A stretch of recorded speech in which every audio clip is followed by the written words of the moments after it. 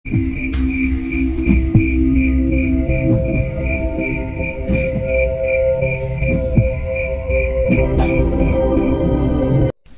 yang harus Farah lakukan, Pak D? Tanya Farah parau. Maafkanlah semua perbuatan teman dan suamimu. Kamu sudah melihat sendiri kebenaran dari semua ini. Kita masih bisa menyelesaikan semua ini. Tapi jika kamu memilih untuk menyudahinya, biarkan mereka berdua memilih jalannya, jawab Pak D Wiryo. Farah kembali memandang Pak D-nya. Bola mata tua itu mirip sekali dengan kepunyaan mendiang ayahnya. Sekali lagi Farah hanya bisa tertunduk. Tangannya terkepal kuat, menahan rasa sakit yang muncul di dalam hatinya. Sakit, Pak D, sakit, ucap Farah sesenggukan. Terasa sebuah rangkulan sejenak. Farah mengira itu adalah tangan Pak D-nya. Tetapi ia menyadari bahwa Wartilah yang sedang memeluknya. Tanpa dia duga, wanita itu juga tengah menangis. Maafkan aku, kan hampir saja membuatmu cilaka, Far. Maafkan aku, jangan kau jadikan dirimu seperti diriku. Maafkan mereka, Far. Jangan kau padamkan api dengan api, ucap Warti pelan, masih memeluk Farah erat. Tapi mereka sudah mengkhianatiku, Far. Wanita itu membuat hancur hidupku. Hidupku, Far. Terlebih dia sahabatku sendiri. Tak tahukah kau betapa sakitnya hati ini, War? Kata Farah cukup keras sambil mendorong Warti. Warti terdiam. Tidak tahu harus berkata apa. Ia menyadari semua kesalahannya. Tamparan yang diberikan oleh bapaknya menyadarkannya bahwa semua tindakannya hanya membuat masalah menjadi semakin buruk. Benar, Far. Kalau aku jadi kamu, pasti aku ingin wanita itu mendapatkan ganjarannya.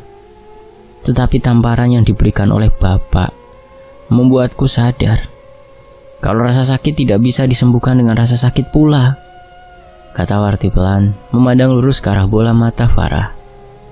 Cukup, ucap Pak D Wiryo. Sontak Farah dan Warti menoleh ke arah laki-laki tua yang ternyata sedang memperhatikan mereka dengan ekspresi geli di wajahnya. Kenapa, Pak? Ucap Warti jengkel. Sudah lama Bapak tidak melihat sisi gadismu, War. Ternyata kamu masih wanita, ucap Pak D Wiryo. Farah melongo, menatap Pak D-nya dengan pandangan keheranan. Bagaimana mungkin bisa laki-laki tua itu bisa merusak suasana yang begitu khidmat ini? Sudah, mau mendapat izinmu atau tidak, Pak D akan tetap menolong ibu dan suamimu. Wanita itu kalau dibiarkan akan semakin menjadi. Mau memaafkan atau tidak, terserah kamu saja, Nduk, ucap Pak D Wiryo sambil berdiri dan melangkah masuk menuju ke kamarnya. Dasar orang tua perusak suasana, ucap Warti. Pagi sudah menjelang, suara kokok ayam saling bersahutan. Semalaman Farah dan Warti begadang, saling bertukar cerita satu sama lain tentang kondisi yang Farah alami. Tahu tidak, Far? Tapi memang wanita itu perlu kita beri pelajaran, ucap Warti, yang secara ajaib berubah menjadi wanita yang sedikit bawel. Duh, jangan mancing masalah, ucap Pak D yang tengah duduk di meja makan, sambil menikmati secangkir kopi dan rokok. Bukan begitu, Pak. Tapi kan Bapak lihat sendiri, kalau si Ayu itu memang tidak tahu diri. Sudah ditolong oleh keluarga Farah, malah bikin masalah. Memangnya tidak ada laki-laki lain di dunia ini? Tanya Warti sambil membalikan tempe yang sedang dia goreng. Apa bedanya dengan kamu, War? Bukannya kamu juga sama saja. Ingat kan saat Jaka memilih gendis? Tanya Pak D Wiryo. Warti tidak menjawab ucapan bapaknya. Terlihat mulutnya cemberut sambil membolak-balikan tempe di atas wajan dengan tenaga ekstra. Farah yang melihat itu hanya terkikik geli. Semalam dia sudah memutuskan untuk tidak hidup dalam kebencian. Semua sudah ia ikhlaskan. Apapun yang akan terjadi, biarlah Tuhan yang menentukan. Tugasnya saat ini hanya menyadarkan teman dan menolong suaminya. Kita berangkat jam berapa, Pak D? Tanya Farah saat meletakkan sepiring tempe di meja makan. Setelah sarapan, sekalian aku ingin mampir ke makam adikku, ucap Pak D. Farah spontan menundukkan kepalanya, merasa bersalah tidak memberikan kabar tentang kematian ayahnya. Kenapa, Duk? Tanya Pak D Wiryo. Maaf, karena keluarga Farah sudah mengucilkan Pak D, kata Farah lirih. Wes, sudah, jangan dibahas lagi. Aku sudah lupa dengan itu semua. Yang terpenting sekarang kita sarapan. Pak D sudah bosan sama Mas Anwarti yang selalu keasinan, ucap Pak D Wiryo. Farah yang mendengar itu bukannya duduk, tetapi justru berjalan ke arah laki-laki tua itu dan segera memeluknya. Terima kasih Pak D, ucap Farah. Pak D tidak menjawab, senyumnya mengembang. Wes, sudah, ayo sarapan. Nanti Warti minta dipeluk juga. Males Pak D kalau dipeluk Warti, badannya bau kecut, ucap Pak D. Alah Pak, jangan main hakim sendiri, ucap Warti pura-pura jengkel. Farah terkikik geli melihat tingkah kedua orang itu. Akhirnya mereka bertiga melewatkan sarapan dengan sendau gurau, hal yang sepertinya sudah lama sekali hilang di hidup Farah. Beberapa jam sudah mereka menembus jalanan menuju ke rumah Farah yang berada di kota. Farah lebih banyak diam, berusaha untuk menguatkan mentalnya jika harus melihat kemesraan yang dilakukan oleh Angga dan Ayu. Kuat Far, kamu kuat, ucap Farah menguatkan dirinya sendiri. Beberapa waktu kemudian mobil yang dikendarai oleh Pak D Wiryo sudah masuk ke dalam kompleks perumahan yang Farah tinggali. Kamu tunggu di mobil saja, Nduk. Biar Warti yang mencoba untuk mengambil bungkusan yang ditanam oleh temanmu itu, ucap Pak D Wiryo. Bagaimana caranya? Tanya Farah penasaran. Sudah, memangnya yang punya ilmu sirap cuman dia? Aku juga bisa, ucap Warti. Farah mengangguk mengiyakan. Ia mempercayakan sepenuhnya kepada Pak D Wiryo dan Warti. Ingat War, jangan keterlaluan. Kamu di sini untuk mengambil bungkusan yang ditanam oleh Ayu, ucap Pak D Wiryo saat mendapati ekspresi wajah anaknya. Warti tersenyum jahil. Sedikit pelajaran untuk pemanasan tidak masalah toh Pak? Tanya Warti. Pak D seperti mempertimbangkan sesuatu, kemudian mengangguk. Sedang Farah kebingungan dengan apa yang akan dilakukan oleh kedua orang ini. Kini Warti sudah keluar mobil. Farah melihat wanita itu berjalan ke arah rumahnya. Tanpa ragu, sepupunya itu segera memanggil nama suaminya. Sementara itu, Warti berjalan. Tatapannya mengarah ke sekitaran, melihat jika ada dedemit atau sesuatu yang menghalangi rumah milik Farah. Aneh, ucap Warti kebingungan. Saat ia tidak merasakan apapun yang aneh dari tempat itu, seharusnya bungkusan yang diceritakan oleh Farah dan bapaknya memiliki energi negatif yang bisa ia rasakan. Kini ia sudah berada tepat di depan rumah Farah. Beberapa kali ia memanggil nama Angga tetapi tidak ada sahutan sama sekali. Penasaran, Warti nekat membuka pintu gerbang. Seketika, saat kakinya melangkah masuk bagian rumah Farah, bulu kuduk yang ada di tubuhnya meremang hebat. Hatinya terasa tertekan, seolah ada benda padat yang menghimpitnya. Astaga, apa yang sudah dilakukan oleh wanita itu? Ucapnya pelan saat mendapati energi negatif yang begitu besar. Warti terus melangkah, tidak mengindahkan apa yang ia rasakan. Tujuannya saat ini adalah mengambil bungkusan yang sudah ditanam di rumah ini. Warti kembali mencoba memastikan sekali lagi keberadaan Angga atau Ayu dengan mengetuk pintu dan memanggil nama Angga berulang kali. Namun sama saja, tidak ada jawaban sama sekali. Merasa bahwa rumah Farah kosong, segera Warti melihat sekeliling. Ia kemudian berjalan ke arah taman, mencari-cari tempat yang sekiranya ideal untuk menguburkan benda keparat itu.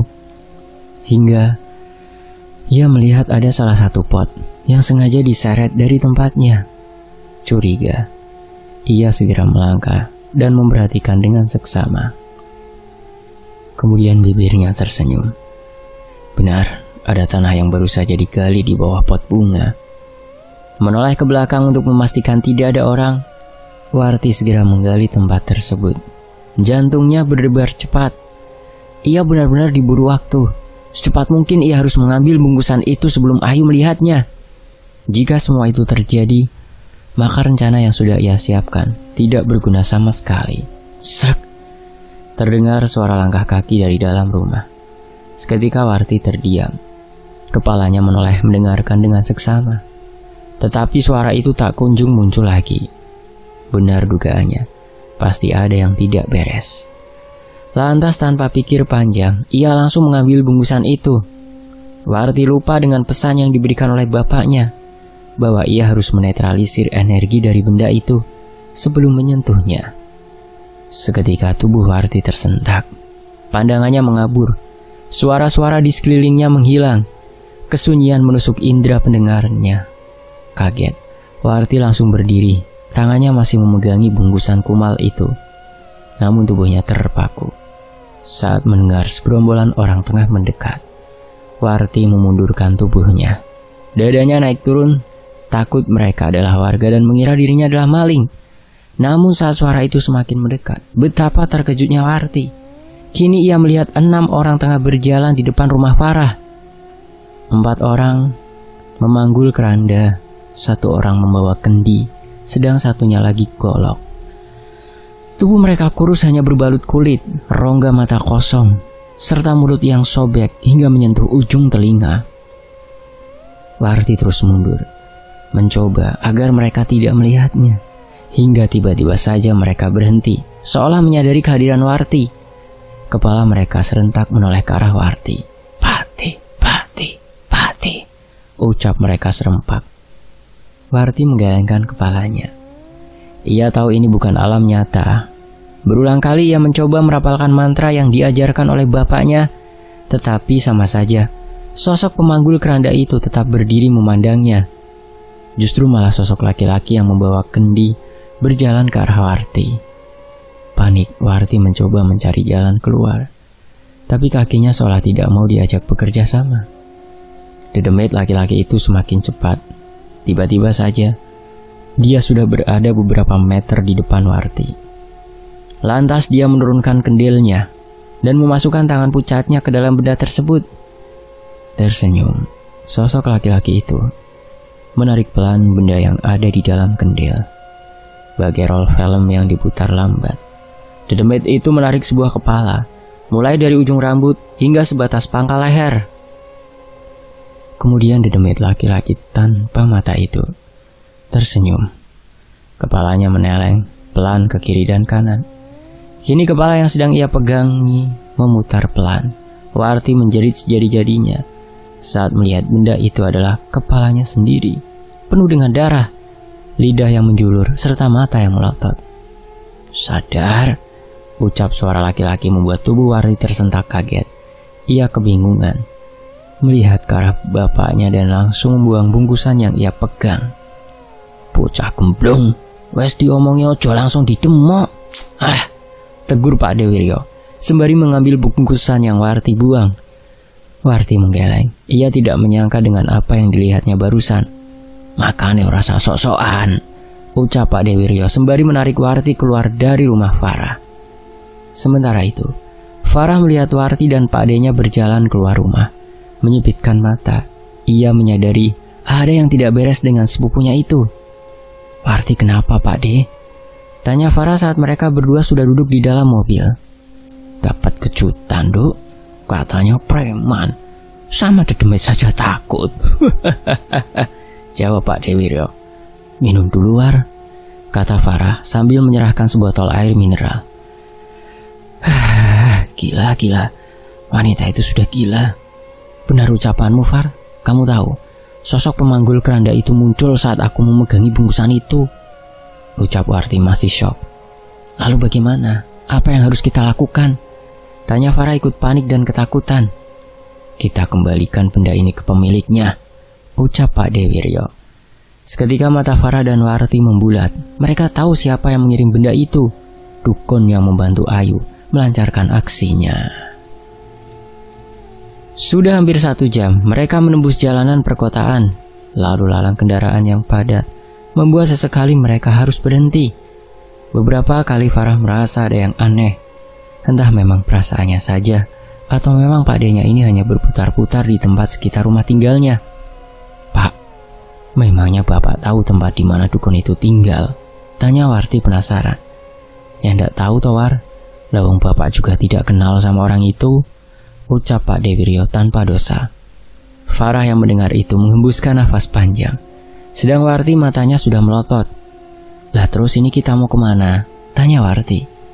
Ya siapa tahu di jalan ketemu sama temannya Farah itu, jawab Pak Dewiryo. Yalah Pak, buang-buang bahan bakar. Bapak itu cuma pengen lihat-lihat wanita kota kan? Tanya Warti. Kalau ngomong ada benarnya kamu War, kata Pak Dewiryo sambil terkekeh. Kepala Farah semakin pusing dengan adu debat kedua orang itu. Jadi, kita sekarang mau kemana Pak D? Kalau kita tidak tahu tempat tinggal dukun itu, lebih baik kita pulang dulu saja. Sambil memikirkan langkah selanjutnya, tanya Farah. Pak D memang tidak tahu, tapi kan kamu sudah pernah ke sana, Far, ujar Pak Dewiryo. Dek, jantung Farah berhenti berdetak saat mendengar kalimat Pak D-nya. Maksudnya? Tanya Farah. Ya, kamu kan pernah ke tempat itu toh, saat mengikuti temanmu itu, ucap Farah. Tapi itu bukannya itu tidak pernah terjadi Pak D. Bukannya itu hanya sekedar mimpi, hanya sekedar pandangan, tanya Farah yang nafasnya mulai memburu. Beruntungnya kejadian itu memang tidak pernah terjadi, Nduk. Tapi Pak D yakin kalau Sukmamu pernah pergi ke tempat di mana dukun itu berada. Dan sekarang tunjukkan kemana kita harus pergi, jawab Pak D sambil mengangguk-anggukan kepalanya. Farah memejamkan matanya, mencoba untuk mengingat semua kejadian yang ia lalui semalam.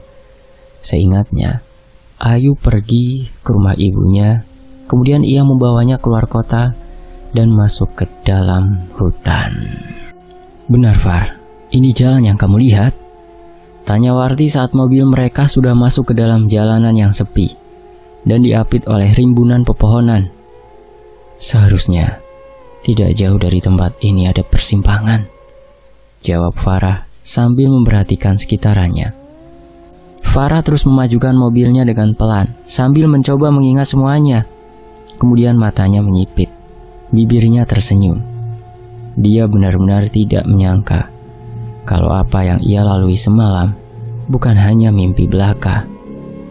Tepat di depannya, ia mengenali percabangan yang menuntunnya ke arah gubuk misterius itu.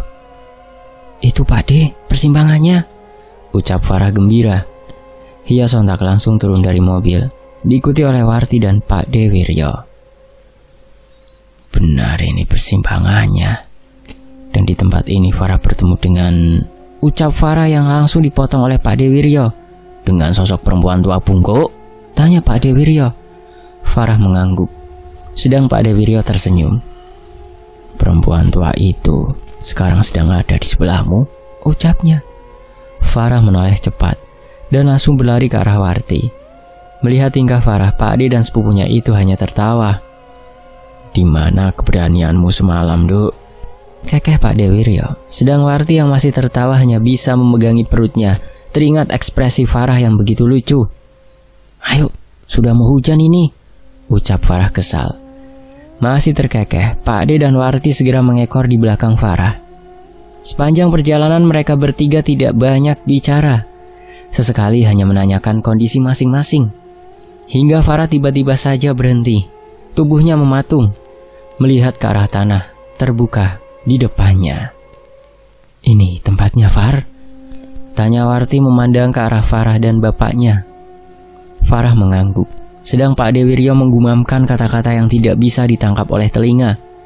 Sudah, ayo, kuatkan dirimu, Duk, ucap Pak Dewiryo. Jantung Farah berdetak keras. Setiap langkah yang ia ambil rasanya begitu berat.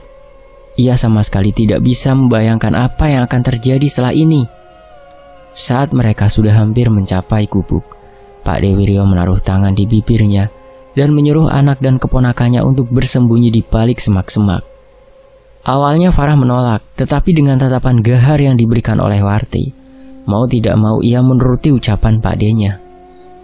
Apa yang akan dilakukan Pak Dewar? Tanya Farah lirih. Sudah diam dan lihat. Kalau aku memintamu untuk pergi, jangan membantah. Tempat ini penuh dengan ilmu hitam. Aku tidak menyangka. Dari mana temanmu itu bisa sampai ke tempat ini? Jawab Warti. Farah tidak menjawab. Ia kembali memalingkan wajahnya ke arah gubuk. Tampak saat ini Pak D-nya tengah duduk bersila. Angin mulai berhembus kencang. Farah sedikit tersentak. Ia mengenali suasana ini. Segera ia menolehkan kepalanya ke seluruh area tersebut. Sedang Warti terlihat bernafas berat, tetapi pandangannya tidak pernah lepas dari bapaknya. Sopo kowe? Apa perlumu? Terdengar suara perempuan tua dari arah gubuk. Farah memperhatikan sosok perempuan tua yang baru saja keluar dari gubuk. Ia pernah melihat wanita itu. Ya, itu adalah dukun yang dibunuh oleh Nyi Sari dan orang tua yang ia temui saat di halte bus. Sementara itu, mendengar suara tepat di depannya, Pak Dewiryo membuka matanya dan segera berdiri. Lepaskan laki-laki itu, ucap Pak Dewiryo lugas. Bawangso terlihat dia memperhatikan. Ia tahu laki-laki di depannya bukan orang sembarangan. Sekali salah tingkah, nyawanya bisa melayang. Laki-laki? Siapa maksudmu? Kilah Bawangso berpura-pura tidak tahu maksud perkataan Pak Dewiryo. Pak Dewiryo tersenyum. Segera ia merogoh sesuatu dari dalam tasnya dan segera mengangkat bungkusan kumal yang diambil oleh Warti setinggi dada. Harus dengan cara kasar seperti nyanyi, ucap Pak Dewiryo menaruh korek api tepat di bawah bungkusan itu. Bawangso terkesiap, mimik wajahnya berubah. Matanya tidak lepas dari benda yang dipegang oleh laki-laki di depannya. Sekali lagi, lepaskan laki-laki itu dan angkat semua ilmu hitam yang kau pakai, atau demit itu akan mengambil jiwamu, ucap Pak Dewiryo. Entah dari kapan mereka datang tidak ada yang memperhatikan, kecuali Pak Dewiryo. Para pemanggul keranda berjalan tanpa suara, dan sudah berdiri tidak jauh dari tempat Bawangso dan Pak Dewiryo. Ambil orang-orang itu dan segera pergi dari tempat ini, ucap Bawangso. Sesaat dia melirik ke arah para pemanggul keranda dan segera berjalan masuk ke arah gubuk. Melihat itu, Pak Dewiryo mengerutkan dahinya. Ada sesuatu yang tidak beres dengan semua kemudahan ini. Apa yang sedang direncanakan oleh perempuan tua itu? Saat Bawangso sudah masuk ke dalam gubuk, Pak D langsung menoleh ke arah Warti dan Farah yang bersembunyi. Benar dugaannya, kedua wanita itu sudah berdiri dan berniat untuk menyambanginya. Tunggu, ucap Pak D cepat. Sementara Farah dan Warti langsung berhenti. Benar saja, Bawangso kembali keluar, menyeret Angga yang kondisinya benar-benar memprihatinkan. Laki-laki itu bertelanjang dada dan hanya memakai celana boxer. Tatapannya masih terlihat kosong. Bahkan saat Bawangso menjambak rambutnya dan meminta laki-laki itu untuk berjalan, ia hanya menurut. Manusia ini kan yang kau mau, ucap Bawangso. Ambillah, toh hidupnya juga sudah tidak berguna.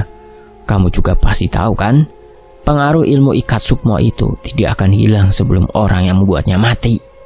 Lanjut Bawangso. Begitu, suruh laki-laki itu kemari dan segera masuk ke dalam. Setelah itu aku akan pergi dan nyawamu akan selamat, perintah Pak Dewiryo. Menuruti ucapan Pak Dewiryo, Bawangso segera membisikkan sesuatu ke telinga Angga. Terlihat ia mengerjap beberapa kali. Segera setelah itu, Angga berjalan sempoyongan ke arah Pak Dewiryo. Farah yang melihat itu ingin sekali datang dan membantu suaminya. Tetapi dari tadi Warti menahan tangannya agar tidak bergerak sama sekali. Nang, wayai mulai, waktunya pulang, ucap Pak Dewiryo tersenyum sambil menurunkan bungkusan yang ia angkat setinggi dada. Angga diam tidak menjawab. Matanya terus menatap ke arah benda yang sedang dipegangi oleh laki-laki tua di depannya. Hingga saat Pak D ingin memanggil Farah dan Warti, tiba-tiba saja Angga menerjang tubuhnya, kalah cepat. Tanpa bisa menghindar, Pak Dewiryo dan Angga tersungkur ke lantai. Mereka berdua bergulat seru, memperebutkan benda sial pembawa petaka. Sementara itu, Warti yang melihat bapaknya dipukuli oleh Angga langsung berdiri. Sedang Farah justru terdiam syok melihat kejadian tersebut. Balik, balik, teriak Pak Dewiryo saat melihat Warti muncul dari arah semak-semak. Tidak menggubris ucapan bapaknya, Warti terus berlari. Ia tidak menyadari kalau Mbah Wongso sudah berdiri di depan gubuk dengan ekspresi puas di wajahnya. Manusia-manusia sampah, ucapnya tersenyum. Warti terus berlari secepat ia bisa. Hingga saat hampir mencapai tempat bapaknya, tubuhnya tersentak. Ia merasakan melewati sesuatu yang panas. Warti, kembali Nduk, Farah, teriak Pak De sambil menahan pukulan yang diberikan oleh Angga. Warti langsung berhenti dan menoleh ke arah tempat persembunyiannya. Ia tidak menyangka kalau Farah tidak mengikutinya.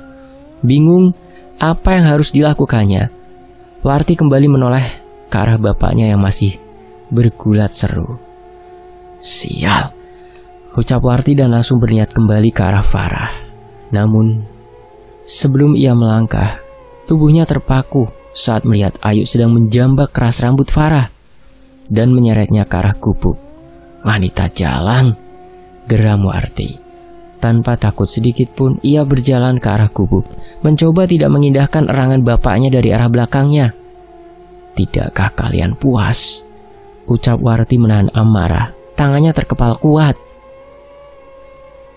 Bocah wingi sore kakean cangkem, sahut Mbah Wongso, sedang Ayu hanya terdiam dan terus menjambak rambut Farah. Ayu, aku tahu perasaanmu. Lepaskan semua. Aku dan bapak bisa membantumu keluar dari jeratan iblis wanita itu, yuk, ucap Warti. Ora usah percaya karo omongane wedok kae, Nduk. Kowe ngerti dhewe, yen dedemit sing gawa krandaku wis metu, artine bakal ana nyawa sing digawa. Arep manut awakku apa bocah tenge kuwi? Kata Mbah Wongso dengan suara parau. Ayu terlihat memandang ke arah Warti dan Mbah Wongso bergantian. Tangannya masih mencengkram erat rambut Farah. Yuk, sadar. Jangan kau lanjutkan semua ini, ucap Farah. Air matanya menggenang, menahan rasa perih di kepalanya. Diamlah, atau aku buat suamimu mati, bentak Ayu. Aku sudah melihat semua, Ayu. Tolong, jangan lanjutkan lagi. Dukun itu cuma memperalatmu. Dengan memberikan nyawa kepada dedemit keranda itu, maka kesaktiannya akan bertambah, dan akhirnya kamu juga akan ditumbalkan, ucap Farah sambil merintih kesakitan. Entah kenapa dia tidak bisa bergerak sama sekali. Plak! Mbah Wongso tanpa ampun menampar pipi Farah dengan keras, sampai membuat tubuh Ayu terhuyung, hampir kehilangan keseimbangan. Kakean omong, bentak Mbah Wongso keras. Warti yang melihat itu hanya menggeram, tetapi ia tidak berani untuk melangkah mendekat. Takut jika kedua wanita itu nekat dan membunuh Farah. Apalagi dia melihat dukun tua itu sudah mengambil belati dari balik lilitan kain jarik yang ia pakai. Wes ra bakal rampung. Cepet pateni bocah iki.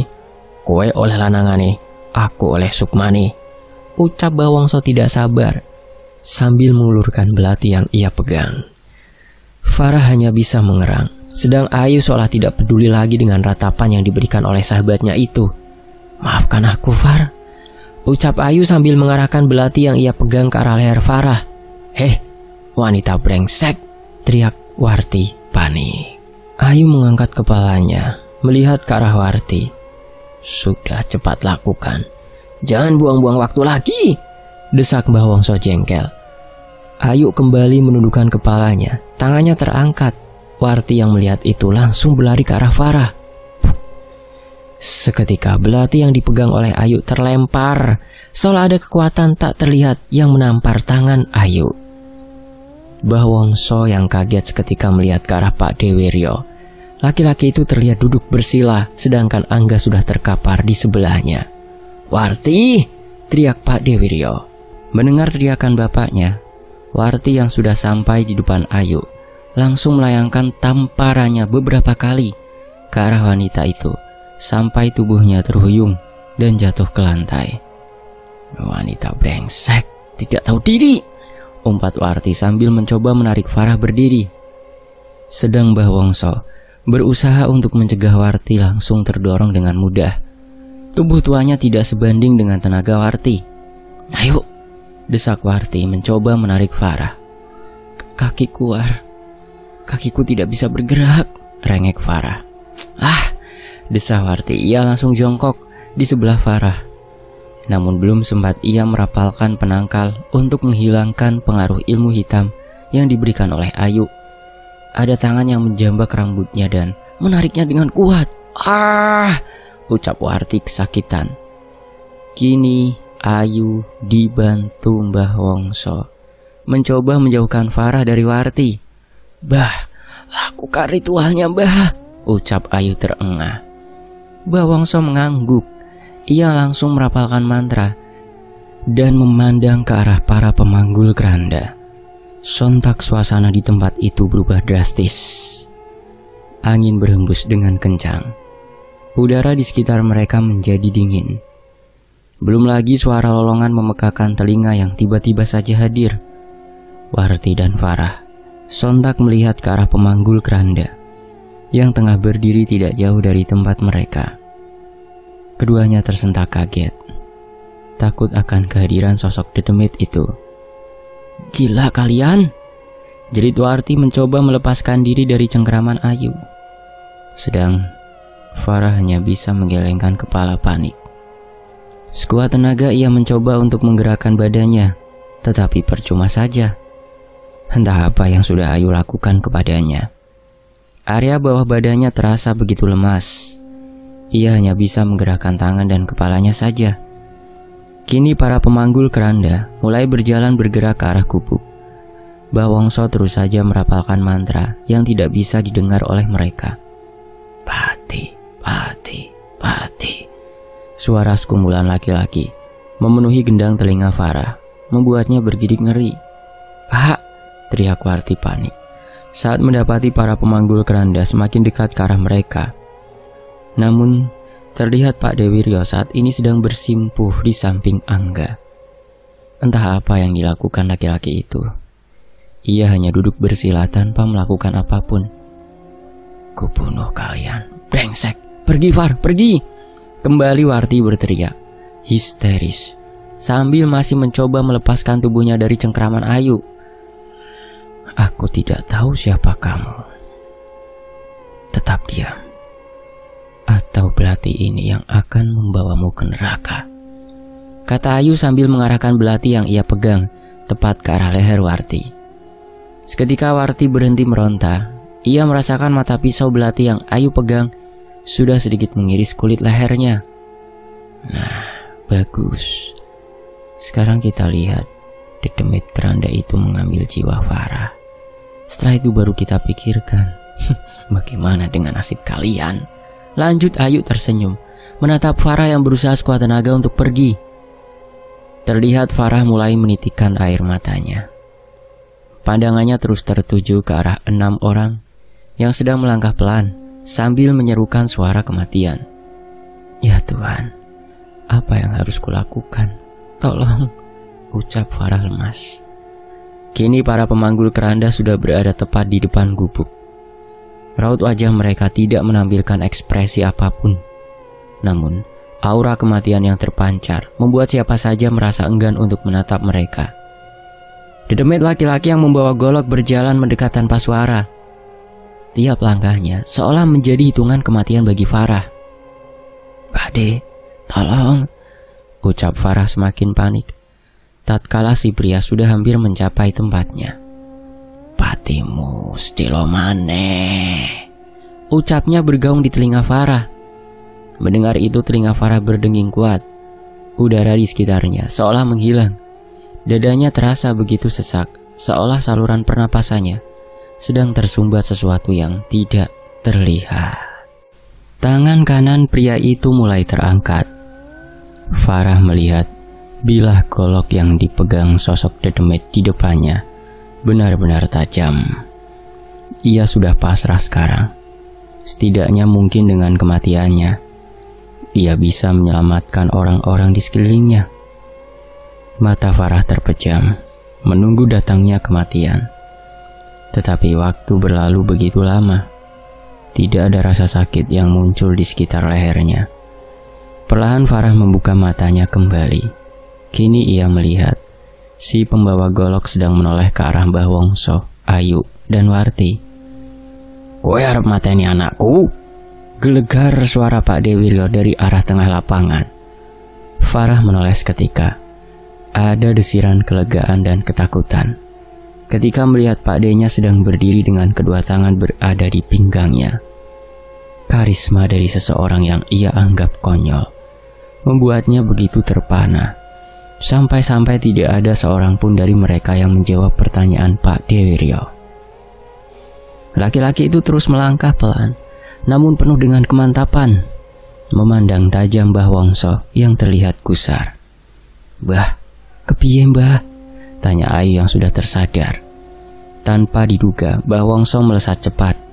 Ia menarik belati yang ada di tangan Ayu dan langsung mengarahkan mata pisaunya ke arah atas kepala Warti. "Maju sak langkah meneh, wadon iki mati," tegas Mbah Wongso. Pak Dewiryo berhenti seketika.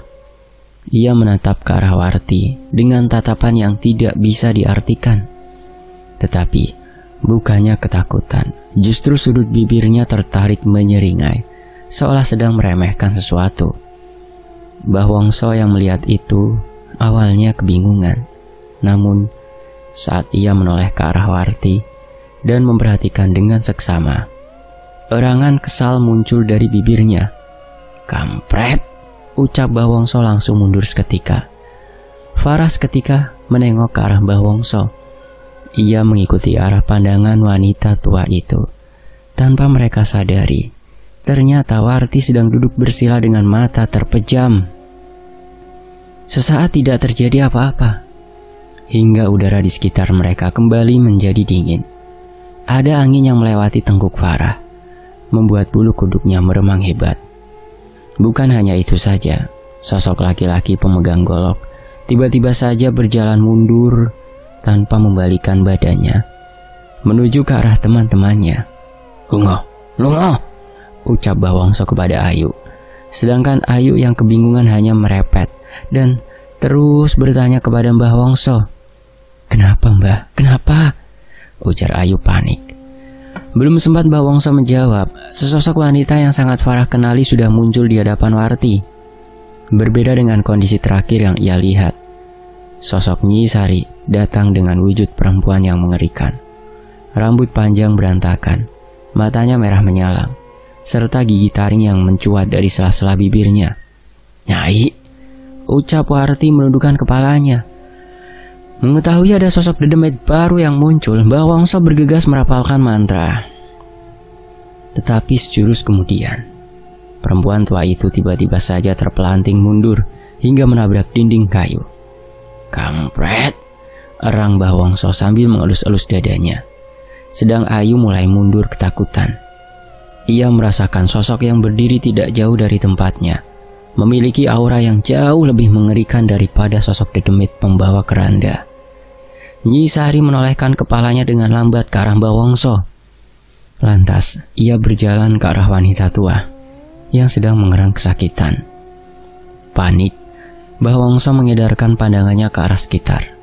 Saat matanya menatap ke arah Ayu, ia berteriak lantang. Pateni koncomu kain, Duk," teriak Mbah Wongso. Ayu mengerjap. Kesadarannya kembali pulih. Ia hanya memiliki waktu sepersekian detik untuk memutuskan semuanya. Seketika Ayu melihat belati yang tergeletak tidak jauh dari tempatnya berdiri. Sedangkan Warti yang mendengar teriakan Mbah Wongso juga langsung mengarahkan pandangannya ke arah Ayu. Saat Ayu mulai bergerak, Warti juga langsung melompat. Kedua wanita itu berusaha untuk mengambil belati yang tidak jauh dari tempat mereka. Warti mendorong keras tubuh Ayu hingga keduanya menabrak dinding gubuk. Erangan kedua wanita itu menggema. Sedang Farah terus berusaha untuk bergerak untuk kesekian kalinya. "Sial," umpat Farah saat menyadari kalau kakinya masih tidak bisa digerakkan. Andai ia bisa berdiri, ingin sekali ia membantu Warti. Sementara itu, Pak Dewiryo kembali duduk bersila. Meskipun kedatangan sosok Nyi Sari yang sudah membuat perjanjian dengan Warti sedikit membantu, tetapi ia harus menyingkirkan para pemanggul keranda itu, supaya ritual yang sudah dilakukan oleh Mbah Wongso kepada Farah dan Angga bisa hilang sepenuhnya. Kematian perempuan itu sudah ditulis dengan darah di keranda ini. Cari gantinya dan kami akan pergi, ucap suara tepat di telinga Pak D. Terdengar suara jeritan wanita keras. Pak D Wiryo segera membuka matanya. Kini ia melihat sosok Nyi Sari sedang berdiri tidak jauh dari tempat Mbah Wongso berada. "Setan asu!" bentak Mbah Wongso mengumpat. Seketika ia terbatuk dan mengeluarkan darah dari mulutnya. Nyi Sari tidak merespon ucapan perempuan tua itu. Tatapannya begitu datar, seolah tidak memiliki emosi meski mendengar dirinya dicaci maki. "Ojo dikira aku ra iso ngadepi kowe," ujar Mbah Wongso langsung merapalkan mantra. Tetapi belum sempat ia selesai dengan mantra miliknya, kembali Nyi Sari mengangkat tangan kanannya, menunjuk tepat ke arah Mbah Wongso. Seketika tubuh Mbah Wongso menegang, spontan ia langsung mengarahkan kedua tangannya ke arah leher. Perempuan tua itu meronta-ronta, seolah ada sesuatu yang tidak terlihat sedang mencekik lehernya. Perlahan, kepala Nyi Sari meneleng ke kanan dan kiri, sedang tubuh Mbah Wongso seperti bergerak sendiri, sangat pelan. Ia dipaksa untuk berdiri. "Dok, tolong," ucapnya sambil melirik ke arah Ayu yang masih saling menjambak dan memukul. Mbah Wongso terus berusaha untuk melawan. Ia kembali memejamkan matanya dan mencoba untuk merapalkan mantra untuk menghalau dedemit yang sedang menguasai tubuhnya. Namun, anehnya justru kini mulut Mbah Wongso dipaksa untuk terbuka, seperti ada tangan tidak terlihat sedang menarik paksa lidahnya untuk keluar. Farah yang melihat itu hanya diam terpesona. Ia tidak menyangka Nyi Sari bisa sedemikian kuat. Siapa sebenarnya sosok dedemit itu? Cerat! Farah menjerit keras saat melihat Mbah Wongso dengan keras menggigit lidahnya sendiri hingga daging merah muda itu terputus dan jatuh ke lantai. Mendengar jeritan Farah, Ayu dan Warti sejenak berhenti. Seketika mereka menengok ke arah Farah lalu mengikuti arah pandangan wanita itu. Benar saja, mereka tidak menyadari jika Mbah Wongso sudah dalam posisi berdiri yang aneh. Mulutnya penuh darah, kepalanya menggeleng ke kanan dan kiri dengan kuat. Ucap Mbah Wongso tidak jelas. Tangannya kembali bergerak pelan, mengarah ke kepalanya. Farah dan yang lainnya seperti sudah menyadari apa yang akan terjadi. Tangan Mbah Wongso sudah berada di atas dan bawah kepalanya. Kepala wanita tua itu terus bergerak ke kanan dan ke kiri, seolah ingin menghindar dari tangannya sendiri, hingga terdengar suara tertawa perempuan yang membuat bulu kuduk mereka semua berdiri. Sosok Nyi Sari yang sedari tadi diam kini tersenyum dan tertawa lirih. Belum sempat Warti meminta dedemit wanita itu untuk berhenti, sosok Nyi Sari dengan kekuatan gaibnya membuat tangan Mbah Wongso bergerak cepat, memutar kepalanya sendiri. Krak! Terdengar suara tulang yang diputar dengan keras. Tubuh Mbah Wongso mengejang, sesaat kemudian ambruk dengan posisi tengkurap dengan kepala menghadap ke atas. "Astagfirullah!" teriak Farah histeris. Tubuh Ayu bergetar hebat. Ia tidak menyangka dukun yang ia anggap sakti dengan mudah dibunuh oleh dedemit perempuan itu. Teriak Ayu saat Warti menjambak keras rambutnya. "Hilangkan, cepat hilangkan pengaruh ilmu hitam yang kamu gunakan kepada Farah," ucap Warti sambil menyeret tubuh Ayu ke arah Farah tanpa ampun. "Far, tolong Far," rengek Ayu. "Diam, wanita brengsek tidak tahu malu," bentak Warti yang terus menyeret Ayu.